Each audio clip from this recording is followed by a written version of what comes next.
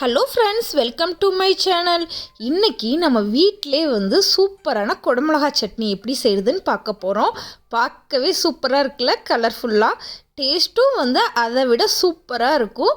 கண்டிப்பாக நீங்கள் ட்ரை பண்ணாதவங்க ரெட் கலர் கேப்சிகம் எடுத்து ட்ரை பண்ணி பாருங்கள். ஒரு தடவையாச்சும் ட்ரை பண்ணி பாருங்கள், டேஸ்ட்டு சூப்பராக இருக்கும். வாங்க எப்படி செய்யுதுன்னு பார்க்கலாம்.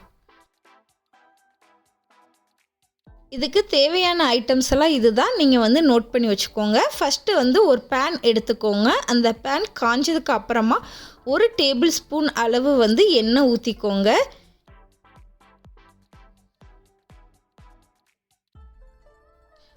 எண்ணெய் காஞ்சதுக்கு அப்புறமா 1 டீஸ்பூன் அளவு ஜீரகம் சேர்த்துக்கோங்க. இப்போ ஜீரகம் கொஞ்சம் பொரிய விட்டுருங்க. பொரிஞ்சதுக்கு அப்புறமா நம்ம குட்டியாக கட் பண்ணி வச்சுருக்கிற பூண்டு சேர்த்துக்கலாம். 3லேருந்து 4 பூண்டு அளவு சேர்த்துக்கோங்க.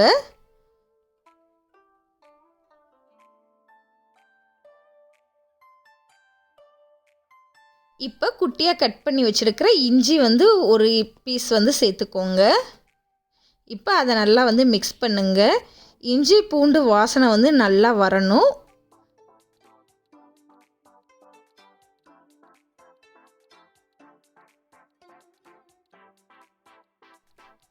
இஞ்சி பூண்டு நல்லா குக் ஆனதுக்கு அப்புறமா நம்ம குட்டியாக கட் பண்ணி வச்சுருக்கிற capsicum, red colour capsicum add பண்ணிக்கோங்க.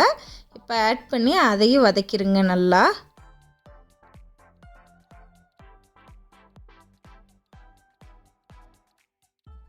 மூணு கலரில் கேப்சிகம் கிடைக்கும். ரெட் கலர், அப்புறம் க்ரீன், அப்புறம் எல்லோ. இருக்கிறதுலே ரொம்ப நல்ல டேஸ்ட்டுன்னா ரெட் கலர் தான் டேஸ்ட்டு. க்ரீன் கலர் அவ்வளோவா டேஸ்ட்டாக இருக்காது. அப்புறம் எல்லோ கலர் ஓரளவு டேஸ்ட்டாகவே இருக்கும். ஸோ அதனால் நீங்கள் பெஸ்ட்டாக கேப்சிகம் சட்னி செய்ய போகிறீங்க அப்படின்னா நீங்கள் ரெட் கலர் சூஸ் பண்ணிக்கோங்க. அதில் தான் டேஸ்ட்டு சூப்பராக இருக்கும். இந்த மாதிரி நல்லா வதக்கிக்கோங்க. 5லேருந்து 7 நிமிஷம் வரைக்கும் நல்லா வதக்கிக்கோங்க. கேப்சிகம் நல்லா சாஃப்ட் ஆகணும். ஸோ அந்தளவுக்கு நீங்கள் வதக்கிடுங்க. இப்போ நம்ம காரத்துக்கு மிளகாய் வத்தல் சேர்க்க போகிறோம். 2லேருந்து 3 வத்தல் நீங்கள் சேர்த்துக்கலாம். மிளகாய் வத்தல் நீங்கள் பச்சை மிளகாய் போட்டிங்கன்னா அவ்வளவு ஃப்ளேவராக இருக்காது. ஸோ நீங்கள் என்ன செய்கிறீங்கன்னா ரெட் கலர் வத்தல் சேர்த்துக்கோங்க. ரெட் கலர் கேப்சிகமுக்கு ரெட் கலர் வத்தல் சூப்பராக இருக்கும். அதனால் 2 காம்பினேஷனில் நீங்கள் சேர்த்துக்கோங்க. அதுக்கப்புறம் குட்டி சைஸில் புளி, அதையும் நீங்கள் ஆட் பண்ணிக்கோங்க. நல்லா புளிப்பாக டேஸ்ட்டு சூப்பராக இருக்கும். ஸோ அதனால் அதையும் சேர்த்து கொஞ்சம் நேரம் வதக்கிடுங்க.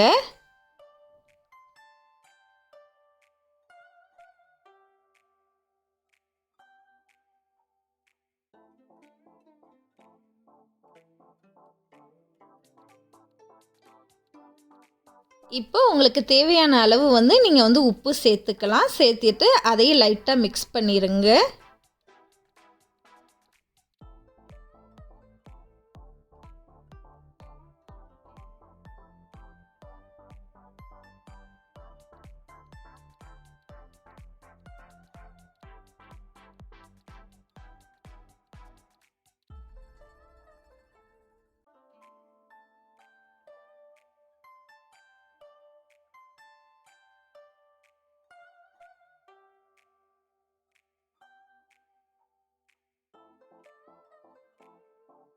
கேப்சிகம் நல்லா குக் ஆயிடுச்சுன்னு எப்படி கண்டுபிடிப்பீங்கன்னா, கேப்சிகம்மை பார்த்தாலே தெரியும். அங்கங்கே லைட்டாக பிளாக் கலராக இருக்கும். ஸோ அதுவே உங்களுக்கு நல்ல ஒரு ஃப்ளேவராக டேஸ்ட்டாக கொடுக்கும்.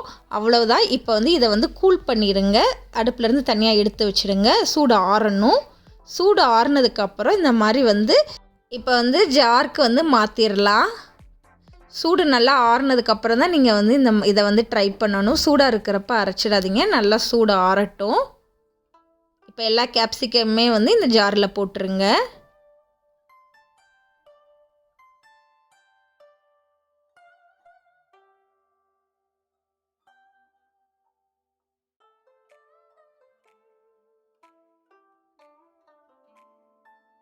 இப்போ கொஞ்சமாக தண்ணி சேர்த்துக்கோங்க. இப்போ நம்ம மூடி வச்சிடலாம்.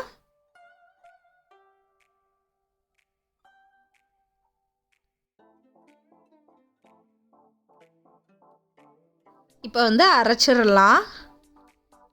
உங்களுக்கு தண்ணி கம்மியாக இருந்துச்சு அப்படின்னு நீங்கள் நினச்சிங்கன்னா லைட்டாக தண்ணி ஊற்றியே நல்லா அரைச்சிக்கோங்க.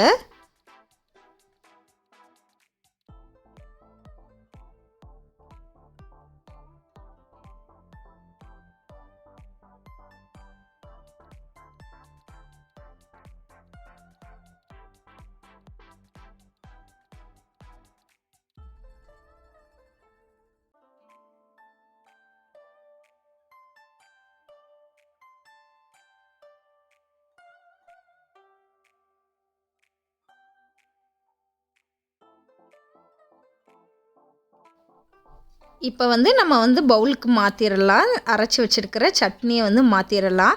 நீங்கள் வந்து தாளிச்சிட்டு சட்னியை யூஸ் பண்ணிக்கலாம், இல்லாட்டினா தாளிக்க வேணாம் அப்படியே இருக்கட்டும்னாலும் ஓகே தான், உங்கள் இஷ்டம்தான். தாளிச்சிங்கன்னா இன்னும் வந்து டேஸ்ட்டு கூடும். ஸோ அதனால் வந்து நான் தாளிக்க போகிறேன். லைட்டாக ஒரு மிக்ஸ் பண்ணிடுங்க. பார்க்கவே சூப்பராக கலர்ஃபுல்லாக இருக்குல்ல, ரெட் கலராக. இப்போ வந்து வாங்க சட்னியை தாளிக்கலாம். அதுக்கு ஒரு குட்டி பேன் எடுத்துக்கோங்க. கொஞ்சமாக எண்ணெய் சேர்த்துட்டு அதுக்கப்புறம் கடுகுளுந்து வந்து சேர்த்துக்கோங்க. கடுகுளுந்து நல்லா பொரிஞ்சதுக்கு அப்புறமா கருவேப்பிலை சேர்த்துக்கோங்க. இப்போ என்ன செய்ய போகிறோம்னா, இந்த பேனில் இருக்கிறத வந்து இந்த சட்னியில் வந்து நம்ம ஊற்றிடுவோம். அவ்வளோதான், சட்னி வந்து தாளிச்சாச்சு. அதை அப்படியே லைட்டாக வந்து மிக்ஸ் பண்ணிடுங்க.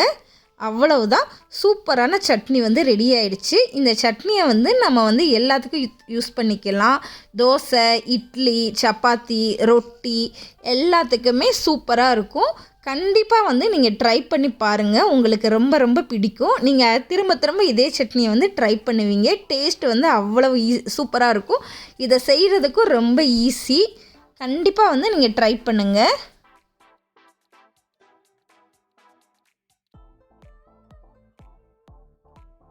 உங்களுக்கு கேப்சிகம் சட்னி வீடியோ பிடிச்சிருந்துச்சுன்னா மறக்காமல் நம்ம சேனலை வந்து சப்ஸ்கிரைப் பண்ணுங்கள்.